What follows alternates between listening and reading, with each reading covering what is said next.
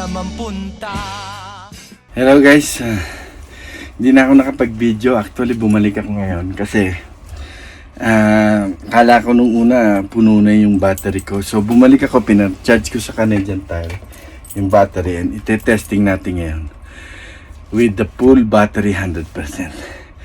Pag nag-start to, ibig sabihin battery lang ang problema. So cross finger guys, sana mag-start siya. Okay, 1, 2, 3. One more time, I think it's good. There you go! There you go! It's just a battery. Literally, it's just a battery. Holy moly. It's just the battery is the issue, guys. Wow. Just the battery. So everything works perfectly fine with the motorhome. Okay? So kakabit natin yung isa, yung isang battery kasi para ma-testing natin yung so gumagana. So basically iikot natin tong motorhome dito sa paligid kasi gumagana siya kahit na stuck. So it's just the battery. So I think to maintain the battery, tsaka nanonood ako ng mga other YouTube kung paano mo ma-maintain yung battery. So yun ang mga gagawin natin next step. So punta muna tayo doon para ikabit yung para sa furnace, okay? Wait. So bali in-on ko na yung tawag dyan, yung gas, So on natin itong furnace. So okay naman siya. So 100% na eh. So meaning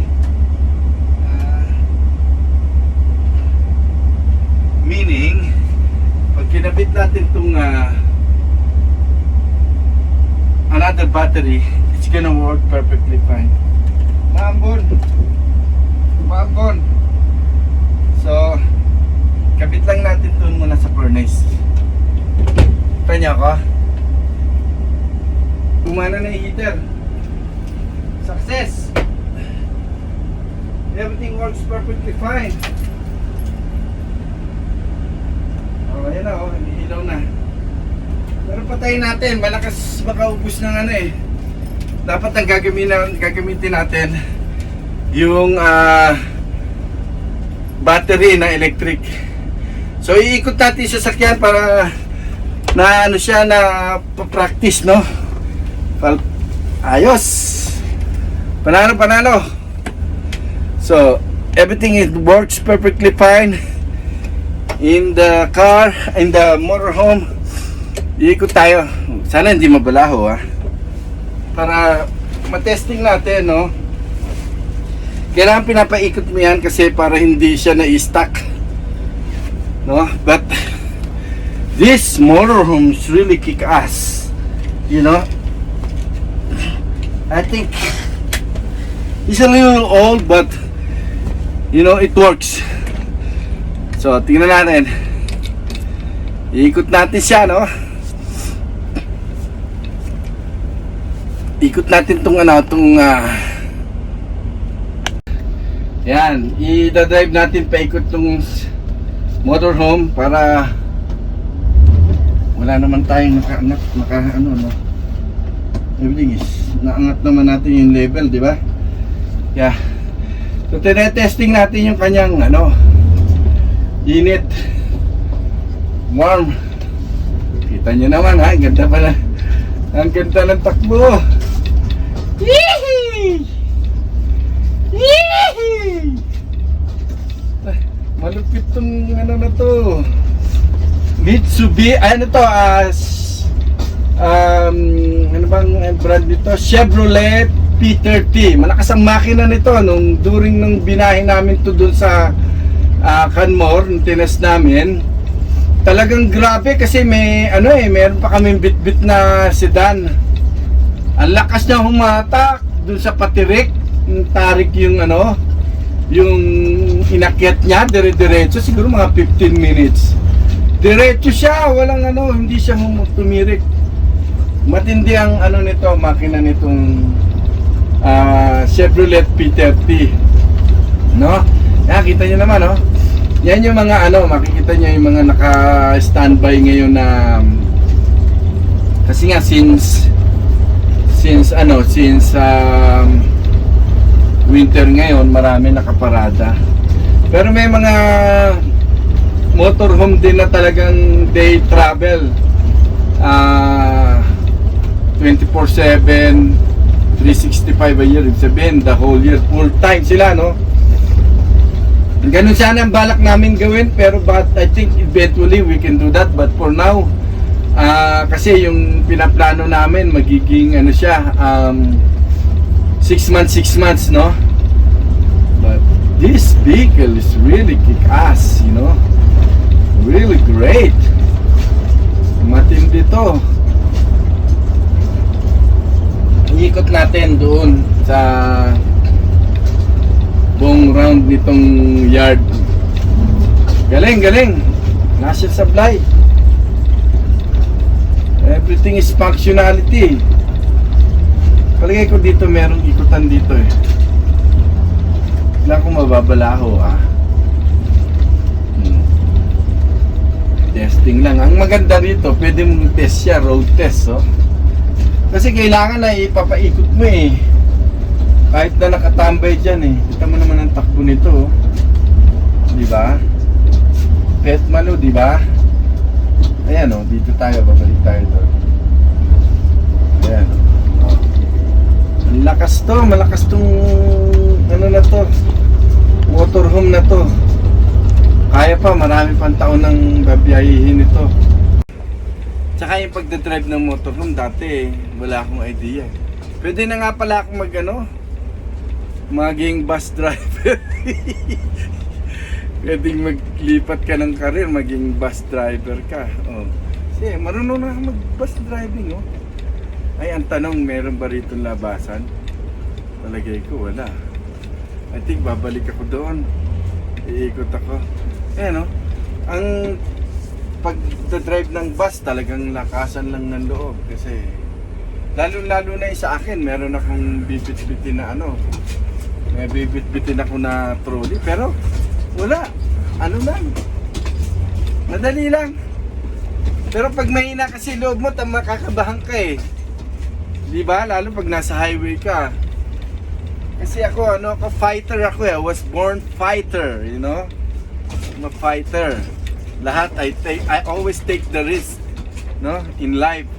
Ano man yan. Kahit di ko alam, minsan pinapasok ko, sinusugod ko.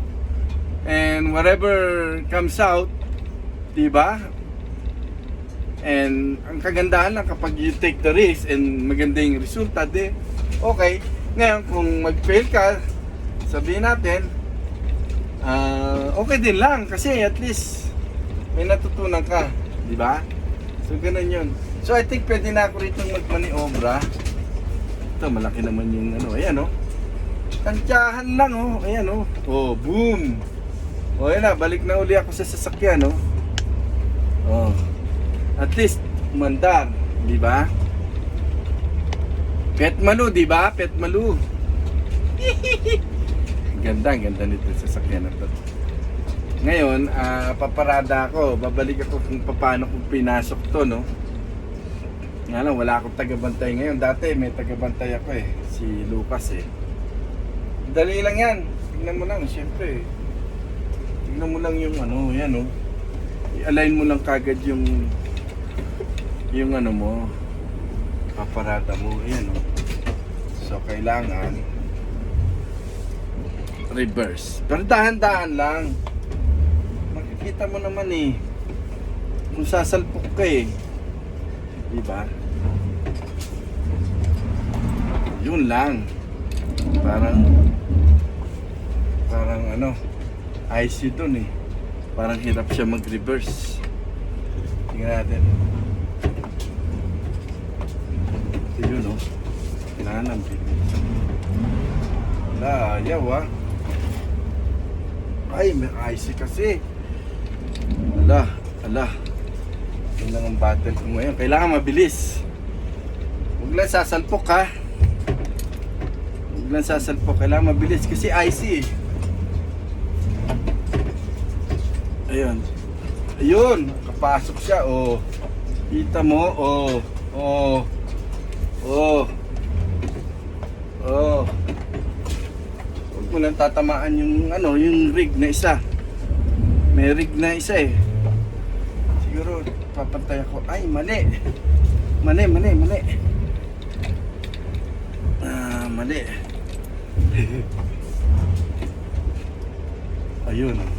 Ayun. Dapat diretso ko. Ayan. Diretso. Nakama ni obra. Reverse. Ayun, oh. Dilis. Oh. Ayun. Sakto. Oh, I think pasok. Ayun, no? Pasok siya. Bigla sa sobra. Yan, i-flat natin. Baniwobrang konti. Ganito yata. Ayun, medyo pa-slant. Ayun. Huwag lang sumobra, baka mahulog ako doon sa bangin. Ayun, oh, ganun lang. Boom! Oh, tapos. Ang galing. So basically, approved, pasok lahat. Itong ginawa natin testing, walang problema. The motorhome still in working, great condition, kaya approved tayo. So, may mga gagawin lang tayo dito in the future sa setup dito sa office, no? Yun po. Anyway, maraming salamat. You guys have a great day. Siguro wala na akong chichikin dahil okay na lahat. Next time na lang pag maaga-aga, no? So, tsaka maganda weather. Anyway, see you guys later. Ciao. Bye. Mabuhay.